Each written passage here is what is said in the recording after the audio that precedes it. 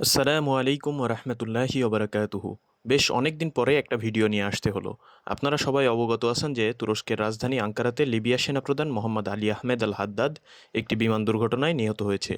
আজকের ভিডিওতে আমরা আলোচনা করব এই বিমান দুর্ঘটনাটি কিভাবে ঘটল এবং বিমান দুর্ঘটনাটির সম্ভাব্য কারণ কি হতে পারে, এবং এটি একটি নিছক দুর্ঘটনা নাকি নাশকতা। নাশকতাই যদি হয় তাহলে কার স্বার্থ এখানে লুকিয়ে রয়েছে। চলুন বিষয়গুলো নিয়ে আলোচনা করা যাক। লিবিয়ার সেনাপ্রধান আলী আহমেদ আল হাদ্দাদ, যে কিনা লিবিয়ার ত্রিপলি ভিত্তিক সরকার আব্দুল হামিদ দিবেয়ের সরকারের সেনাপ্রধান, তিনি তুরস্কের রাজধানী আঙ্কারাতে এসেছিলেন তার একটি টিম নিয়ে, এবং আঙ্কারাতে তুরস্কের ডিফেন্স মিনিস্টার ইয়াসার গুলের ও তুরস্কের সেনাবাহিনীর প্রধান জেনারেল সেলজুক বাইরাক্তার ওলুর সাথে সাক্ষাৎ করেন। বৈঠক শেষে তিনি তুরস্কের আঙ্কারা বিমানবন্দর থেকে লিবিয়া ত্রিপলি বিমানবন্দরের উদ্দেশ্যে রওনা করেন। তাকে বহনকারী বিমানটি ছিল ফ্রান্সের তৈরি ডাসাল্ট ফ্যালকন 50 বিমান। এই জেট বিমানটি 2 জন পাইলট সহ 9 জন যাত্রী বহন করতে পারে, এবং এই বিমানটি ছিল মাল্টা থেকে রেন্টে নেওয়া একটি বিমান। এই ধরনের বিমানের দুর্ঘটনার হিস্টোরি খুবই কম, আর বিমানটিতে ছিলেন লিবিয়ার জেনারেল হাদ্দাদ সহ আরও 4 জন হাই প্রোফাইল ব্যক্তিত্ব, যার মধ্যে লিবিয়ার পদাতিক বাহিনীর প্রধান এবং লিবিয়ার জেনারেলের প্রধান পরামর্শদাতাও উপস্থিত ছিলেন, এবং মোট 7 জন নিহত হন বিমানটি থেকে। এখন আসি বিমানটিতে কিভাবে দুর্ঘটনা ঘটল এটির প্রেক্ষাপট নিয়ে। ফ্যালকন 50 বিমানটি তুরস্কের সময় 8টা 20-এর দিকে, রাত 8টা 20-এর দিকে আঙ্কারা বিমানবন্দর থেকে ত্রিপোলির উদ্দেশ্যে উড্ডয়ন করে। উড্ডয়নের অল্প কিছুক্ষণের মধ্যেই আঙ্কারা বিমানবন্দরের কাছে বিমানের পাইলট থেকে তথ্য আসে যে বিমানটির ইলেকট্রিক সিস্টেম কাজ করছে না, অর্থাৎ ইলেকট্রিসিটি বিকল হয়ে গেছে, এবং বিমানটি আঙ্কারা বিমানবন্দরে ফিরে আসার অনুমতিও চায়। আঙ্কারা বিমানবন্দর থেকে তাদের অনুমতিও দেয়া হয়, এবং তার কিছুক্ষণের মধ্যেই আঙ্কারা বিমানবন্দরের সাথে তাদের যোগাযোগ বিচ্ছিন্ন হয়ে যায়, এবং বিমানটি ফাইনালি ভূপাতিত হয় উড্ডয়নের 20 মিনিটের ভিতরে। বিমানটি আঙ্কারা ও কোনিয়ার মাঝামাঝি আঙ্কারা থেকে 70-80 কিলোমিটারের মধ্যে ভূপাতিত হয়। এখানে ইলেকট্রনিক সিস্টেম বা ইলেকট্রিসিটি সিস্টেমের যে বিকল হওয়ার ঘটনাটি ভূপাতিত হওয়ার পিছনের মূল কারণ তা বোঝা যাচ্ছে। এখন কথা হচ্ছে, এই ইলেকট্রনিক ফেলিওর কিভাবে ঘটলো। এটা হতে পারে নিছক একটি দুর্ঘটনা, হতে পারে বিমানটি উড্ডয়নের আগে কেউ বা কারা এটির সিস্টেমে ঝামেলা সৃষ্টি করে রেখেছিল, যার কারণে বিমান উড্ডয়নের বেশ কিছু সময় পরে এটির ইলেকট্রিক সিস্টেম বিকল হয়ে যায় এবং দুর্ঘটনাটি ঘটে। অথবা সবচেয়ে বড় চান্স, যেটি হওয়ার সম্ভাবনা সবচেয়ে বেশি, সেটি হলো ইলেকট্রনিক ওয়ারফেয়ার সিস্টেমের মাধ্যমে বিমানটির ইলেকট্রনিক সিস্টেম ডিউনিউট্রালাইজ করে দেওয়া হতে পারে। এটি যদি হয় তাহলে এটি তুরস্কের জন্য বড় একটা অ্যালার্মিংয়ের বিষয়। রাজধানীর এত কাছে, আবার সব বড় বড় অস্ত্র কোম্পানিগুলোর হেডকোয়ার্টার কিন্তু তুরস্কের এই আঙ্কারাতেই। সেই আঙ্কারার আশেপাশের এলাকায় 70 থেকে 80 কিলোমিটারের মধ্যের এলাকায় এই ঘটনা ঘটা, এবং সেটি যদি প্ল্যান্ড হয়ে থাকে তাহলে তুরস্কের নিরাপত্তা নিয়ে বড় কোশ্চেন ওঠে, এবং তাদের নিরাপত্তা বেষ্টনীতে যে ফাঁকফোকর রয়ে গেছে এ বিষয়টি সেটির প্রমাণ করে, যা তুরস্কের জন্য মোটেও কোনো ভালো খবর নয়। এখন আসি, এটি যদি নিছক দুর্ঘটনা নাই হয় তাহলে কে ঘটালো। এক্ষেত্রে বেশ কিছু পক্ষ দায়ী থাকতে পারে, এবং কিছু পূর্ববর্তী ঘটনা লক্ষ্য করাও জরুরি এক্ষেত্রে এ বিষয়গুলো উদ্ঘাটন করতে হলে। প্রথম আসি লিবিয়ার সরকারের পরিস্থিতি কি এ বিষয়ে। লিবিয়ার ত্রিপলি কেন্দ্রিক সরকার, যারা কিনা জাতিসংঘ ও অন্যান্য আন্তর্জাতিক পক্ষ দ্বারা স্বীকৃত গভর্নমেন্ট অফ ন্যাশনাল ইউনিটি, তারই সেনাপ্রধান ছিলেন হাদ্দাদ, এবং তুরস্ক প্রথম থেকেই এই পক্ষকে সাপোর্ট দিয়ে যাচ্ছিল। আর লিবিয়ার বেনগাজি থেকে পরিচালিত সরকার হচ্ছে খলিফা হাফতারের সরকার। তারা মূলত লিবিয়ার সবচেয়ে বড় অংশ দখল করে আছে।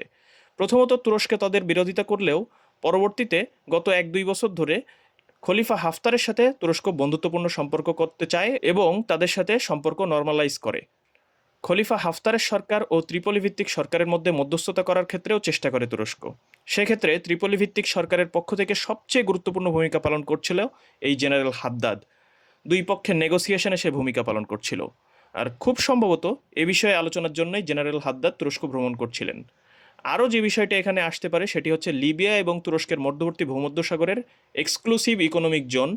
এই এক্সক্লুসিভ ইকোনমিক জোন নিয়ে তুরস্কের সাথে লিবিয়ার একটি চুক্তি আছে। ভূমধ্যসাগরে সেই এক্সক্লুসিভ ইকোনমিক জোনে তুরস্ক তেল ও গ্যাস অনুসন্ধান করতে পারবে, যা কিনা জাতিসংঘ দ্বারা স্বীকৃত। আর সেখানেই তুরস্ক মাথা ব্যথার কারণ হয়ে দাঁড়িয়েছিল গ্রিস, ইসরায়েল, মিশর ও গ্রিক সাইপ্রাসের। এই কয়েকটি দেশ সেই এক্সক্লুসিভ ইকোনমিক জোনের কর্তৃত্ব নিতে চায়, এবং তুরস্ক ও লিবিয়ার মধ্যে যে কোনো ধরনের সমঝোতাও চুক্তি চায় না এই পক্ষগুলো। তাছাড়া আমরা যদি এখানে ম্যাপের দিকে লক্ষ্য করি তাহলে আমরা দেখতে পাই যে তুরস্ক এবং লিবিয়ার মধ্যবর্তী স্থানের এক্সক্লুসিভ ইকোনমিক জোনটি আমরা দেখতে পাবো, এবং এই এলাকার ক্রস কানেকশন এলাকা, মধ্যবর্তী স্থান দিয়ে আমরা দেখতে পাই যে গ্রিস এবং মিশরকে এখানে যুক্ত করে। তো গ্রিস এবং মিশর তুরস্ক এবং লিবিয়ার মধ্যবর্তী এই এলাকায় পুরো এক্সক্লুসিভ ইকোনমিক জোনের দায়িত্ব ছেড়ে দিতে চায় না। তারা এই মধ্যবর্তী এলাকায় মাঝখানে আমরা দেখতে পাবো যে এখানে দেখতে পাচ্ছি যে ম্যাপে গ্রিক সাইপ্রাস রয়েছে। এই তিনটি দেশ কানেক্ট করে ওদিকে ইসরায়েল পর্যন্ত তারা একটি তেল গ্যাস সম্পর্কিত পাইপলাইন তৈরি করতে চায়, যেখানে এই এলাকার পুরো বাণিজ্য এবং পুরো এক্সক্লুসিভ ইকোনমিক জোনের দায়িত্ব এই দেশগুলি নিতে চায়। এবং এখানে আরব আমিরাত এখানে এই তিনটি দেশের বন্ধু হিসেবে এখানে কাজ করছে। এবং লিবিয়াতে খলিফা হাফতারের পক্ষের সহযোগিতাকারী একটি পক্ষ আরব আমিরাত, এবং ত্রিপলি ভিত্তিক সরকার তাদের বিরোধিতাকারী একটি পক্ষ হচ্ছে আরব আমিরাত। আর বেনগাজি ভিত্তিক সরকার, যারা কিনা খলিফা হাফতারের সরকার, যেটা বেনগাজি থেকে পরিচালিত হয়, লিবিয়ার বেনগাজি, এটা আমরা এখানে দেখতে পাচ্ছি। তো লিবিয়ার বেনগাজি থেকে পরিচালিত সরকার খলিফা হাফতারের পক্ষকে এই চারটি দেশ ইসরায়েল, গ্রিস, আরব আমিরাত, মিশর এবং মধ্যবর্তী গ্রিক সাইপ্রাস রয়েছে, এই কয়েকটি দেশ সাপোর্ট করে যাচ্ছে এবং এই এলাকার কর্তৃত্ব তারা নিতে চায়। মিশর এবং ইসরায়েলের এর ভিতরে একটি চুক্তি সম্পন্ন হয়েছে তেল গ্যাস সম্পর্কিত। মিশর চায় এই এলাকায় মিশর এবং গ্রিস মিলে তুরস্কের প্রাপ্ত দায়িত্ব পালন করবে। এ কারণেই মিশরও এক্ষেত্রে তুরস্কের বিপক্ষের ফ্রন্টে। লিবিয়া এবং তুরস্কের মধ্যের ইকোনমিক জোন আরব আমিরাতকেও লিবিয়া তুরস্ক এলায়ের বিপক্ষে দাঁড় করায়। বেশ কিছুদিন আগে তুরস্কে 3 জন আমিরাতি গোয়েন্দাও গ্রেপ্তার হয়েছিল। তাদের কাজ ছিল তুরস্কের প্রধান ডিফেন্স ইন্ডাস্ট্রিগুলোর স্পাইং করা এবং সেই সব তুর্কি ডিপ্লোম্যাটদের উপর স্পাইং করা যারা কিনা লিবিয়া, সুদান এবং ফিলিস্তিন ইস্যু নিয়ে মধ্যস্থতা করছিল। তো এই বিষয়টি আরব আমিরাতকেও সন্দেহের চোখে নিয়ে আসে। মাসখানেক আগে আরও আরেকটি ঘটনা ঘটে তুরস্কের সাথে। সেটি হলো আজারবাইজান থেকে একটি কার্গো প্লেন জর্জিয়ার উপর দিয়ে তুরস্কে আসছিল এবং জর্জিয়াতে সেই প্লেনটি ভূপাতিত হয়। বেশ কিছুদিন ধরে কয়েকটি ড্রোন যা তুরস্কের বিভিন্ন এলাকাতে ভূপতিত হয়, যেরকম তুরস্কের খোজাইলি এলাকাতে একটি ড্রোন ভূপাতিত হয়েছে। এই সবগুলো নিছক কোনো কাকতালীয় ঘটনা হতে পারে না। এখানে আরেকটি বিষয়, অনেকের মতে তুরস্কের নিজেই এই বিষয়টি ঘটিয়েছে এমন মনে হচ্ছে।